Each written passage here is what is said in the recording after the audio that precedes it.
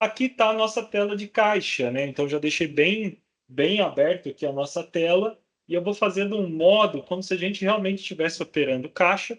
Então, dia a dia, conforme eu vou passando pelo dia a dia, eu vou fazer os recebimentos de vendas, vou falar de alguns parâmetros que não é referente ao controle do caixa, mas sim ao controle de estoque, mas tem um pouco de relação, que é a conferência visível, a conferência cega, muita gente acaba por não conhecer. Vou falar também um pouquinho do processo de entrega, que gera um pouquinho de dúvida referente ao caixa.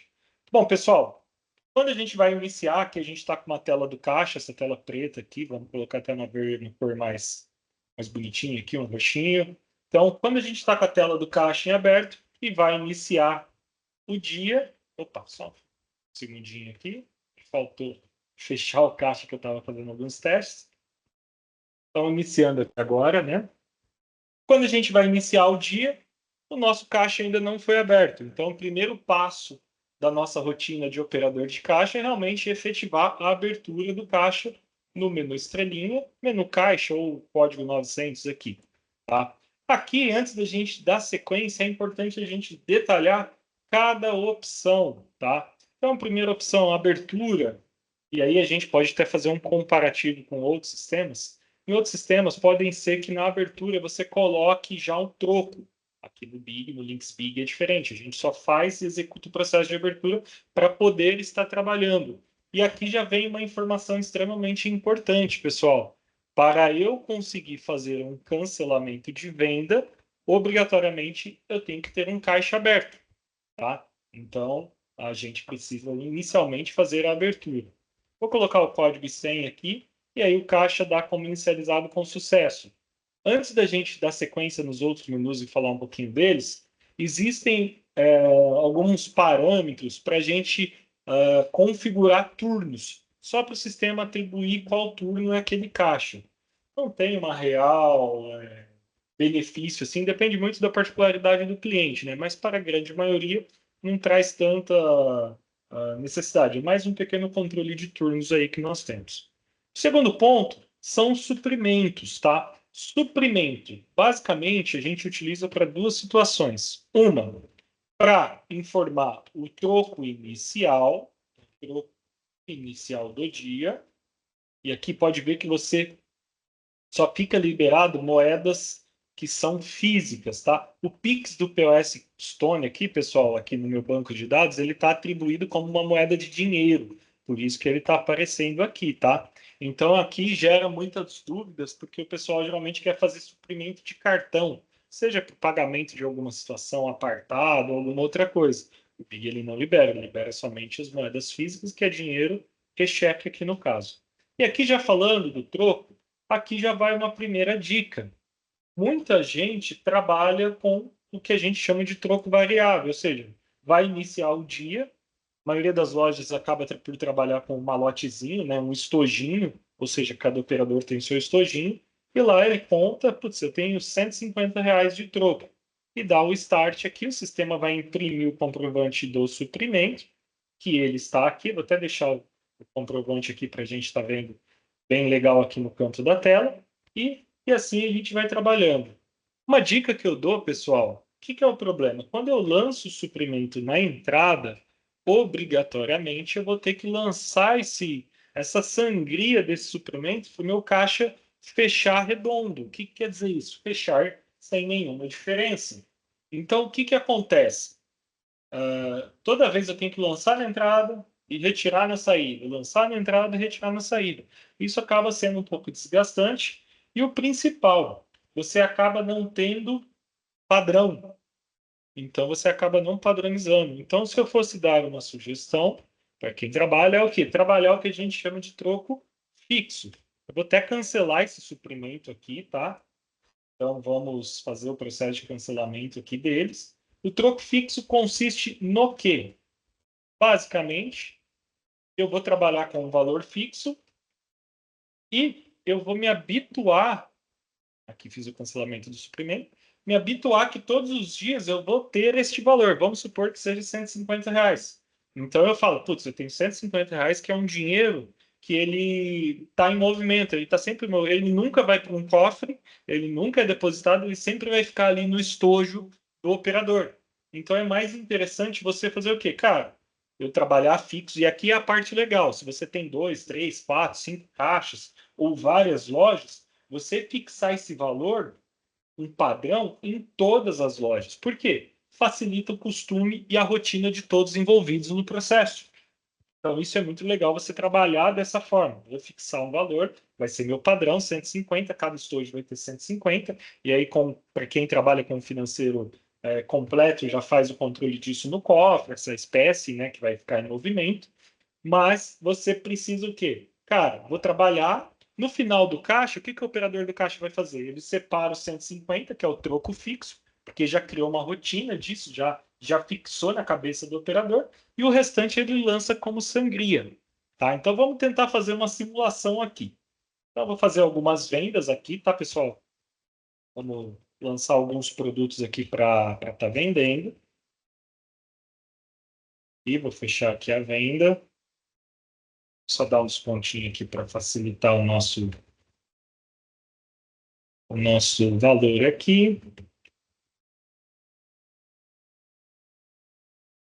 Fechar, então vamos colocar 16 aqui, só para.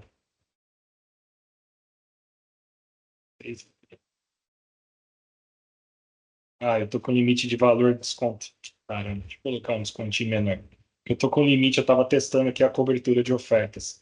Vou colocar aqui um valor de 400, melhor até, vou fazer um valor diferente. 250. Fechou.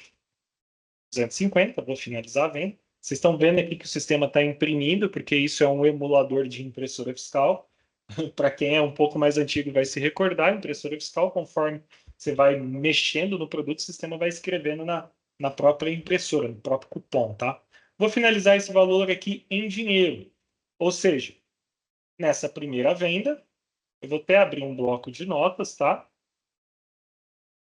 Para a gente deixar aqui e anotar.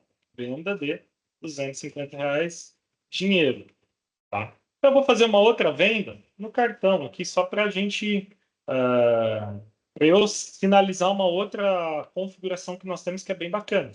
Então, vamos vender aqui uma própria anador. E anador.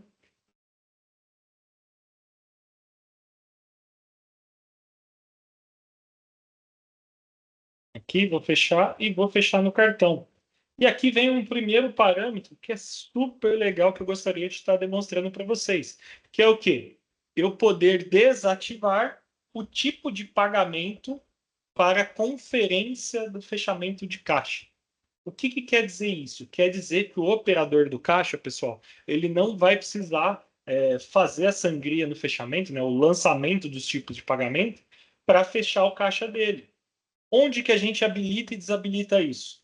Dentro de configurações, filiais, vou mostrar aqui, e para quais tipos de pagamento seria mais interessante habilitar e desabilitar isso, que é o mais importante, né? Onde que eu vou usar isso? Então, aqui dentro de configurações filiais, na abinha financeiro, a gente tem aqui, ó, conferência do caixa, e aqui está desmarcado o cartão. Tá? Então aqui eu desmarquei o cartão, pode ver que ele não está rosinha. Ou seja, no meu fechamento de caixa, eu não vou ter que sinalizar a sangria desse valor. Isso aqui é legal para utilizar aonde? Para quando você tem o tipo de pagamento separado TEF e POS. Então você tem um TEF débito, um TEF crédito, POS débito e POS crédito. Pô, a modalidade POS, a modalidade TEF não precisa estar fazendo sangria, porque não tem como você efetivar a venda sem imprimir o cupom. Então não tem como dar errado. Não tem erro de digitação, não tem como existir uma possível má fé de colaborador, enfim. Você acaba ficando muito mais seguro quando você está com o TEF. Então, essa modalidade, para não ficar todas essas modalidades no final do dia, eu não preciso estar o quê? Não preciso estar informando isso no meu fechamento. Tá? Então, vou fazer a venda aqui de 500. E aqui vai uma opção muito legal. Vou mostrar onde habilita isso. Essa opção, pessoal, é para você setar a bandeira, a adquirência, a forma de pagamento, o MSU e uma série de outros parâmetros. Isso aqui é muito útil para quem? Principalmente para quem trabalha com conciliador de cartão. Então, um conciliador de cartão para as vendas que não são TEF, são as vendas de POS, obrigatoriamente ele precisa preencher isso para o conciliador conseguir amarrar a operação da venda do POS, geralmente utilizado muito em maquineta ou uma possível situação do TEF estar fora do ar. Porque quando você faz a venda do TEF, o TEF automaticamente ele já busca todas essas informações aqui e já preenche automaticamente. Onde habilita isso? Dentro de cartões e convênios, e aqui no POS, dentro de configurações filiais, né, cartões e convênios, solicitar dados das transações no cartão e também solicitar dados para a parte de entrega, né? Então eu coloquei entrega, ao finalizar a entrega aqui, todos esses parâmetros aqui. Aqui eu não coloquei obrigatório, mas o ideal é colocar obrigatório para quem quer ter um controle maior na operação de cartão. Mas é importante salientar o quê? Antes de fazer qualquer ativação, pessoal, primeiro você vai ter que ativar a credenciadora, criar as taxas de cartão, fazer toda uma parametrização para chegar nesse parâmetro aqui, tá bom? Então, para quem tiver interesse, a gente pode depois encaminhar alguns manuais de como você mexe com a credenciadora de cartão. É bem simples, é bem tranquilo, tá? Para você estar fazendo essa inserção aí. Bom, vou finalizar mais uma venda aqui de R$ 500. Vamos colocar aqui, venda de 500 cartão. E agora eu vou fazer uma última venda no Brasil Card, tá? Manador. Vou colocar só 10 unidades. E aqui vamos dar 10%. Então, 248. Venda 248,70 Brasil Card. O que eu quero mostrar isso para vocês, tá? Vou finalizar a venda aqui. Vai ser no Brasil Card. Aqui o Brasil Card não tem adquirência, mas porque no meu processo de padronização não ativei adquirência, tá? Mas dependendo de como for a configuração, e se o Brasil Card for no cartãozinho magnético igual um cartão de crédito, você pode estar fazendo todo esse processo. Antes da gente seguir para o processo agora de fechamento, sangria, etc., eu queria mostrar um outro parâmetro que é super legal e importante. Dentro de cadastros, tipos e formas de pagamento, tipos de pagamento, quando a gente cadastra os tipos, mas principalmente quando a gente está falando do dinheiro, é importante a gente definir um valor de sangria. Por isso que é legal também a gente não ficar informando o troco inicial via suprimento, porque às vezes a gente define R$ 200 de sangria, e isso aqui acaba fazendo o quê? Toda hora o sistema dá a notificação para a gente. Então, aqui, como não tem o troco inicial lançado, né? Aquele formato que eu falei de troco fixo, ele fica muito mais tranquilo, tá? Então, aqui, pessoal, vou fazer mais uma venda aqui de um dinheiro para a gente, se aí sim, seguir para o processo de fechamento, tá bom? Aqui o valor de 30.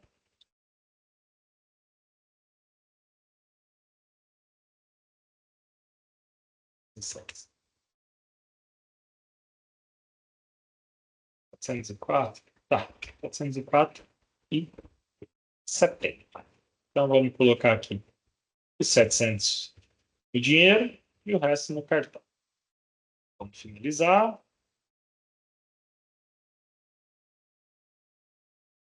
E finalizando. Então, 700 no dinheiro e 470 no cartão.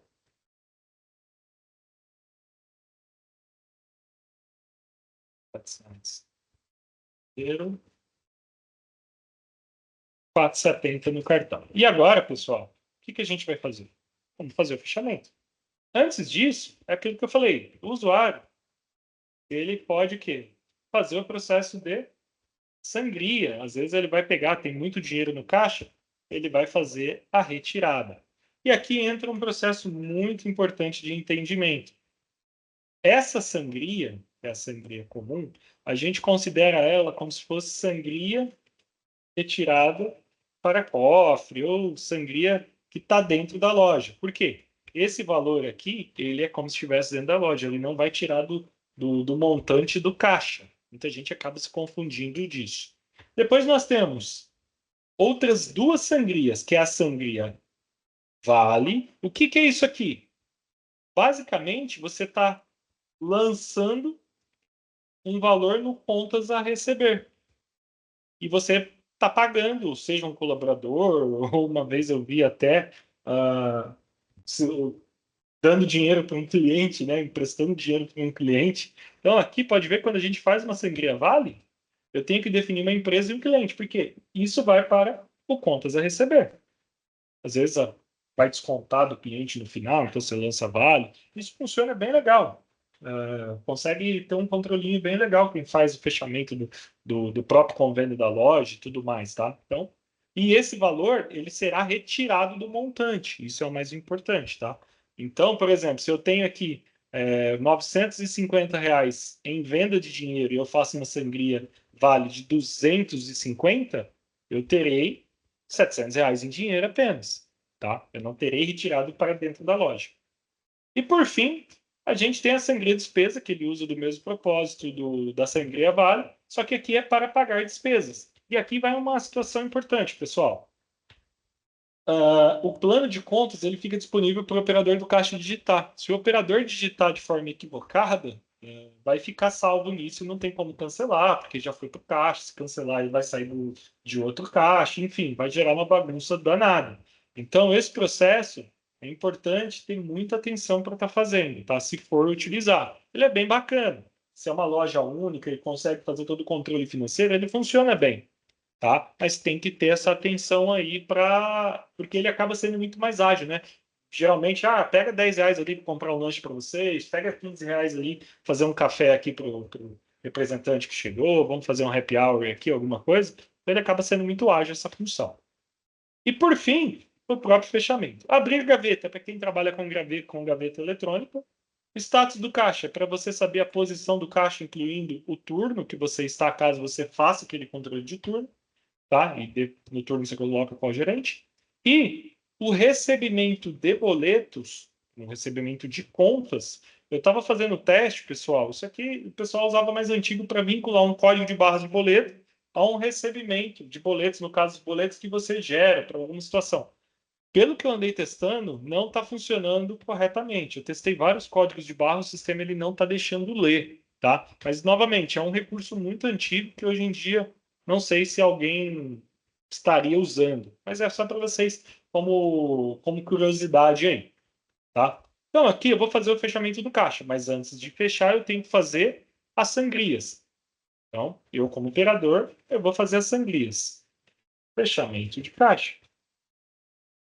Quanto que eu tenho em Brasil Card? Brasil Card eu tenho 248,50.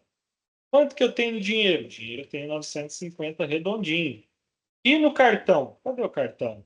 Opa, não está aparecendo o cartão aqui para mim. E por que não está aparecendo o cartão?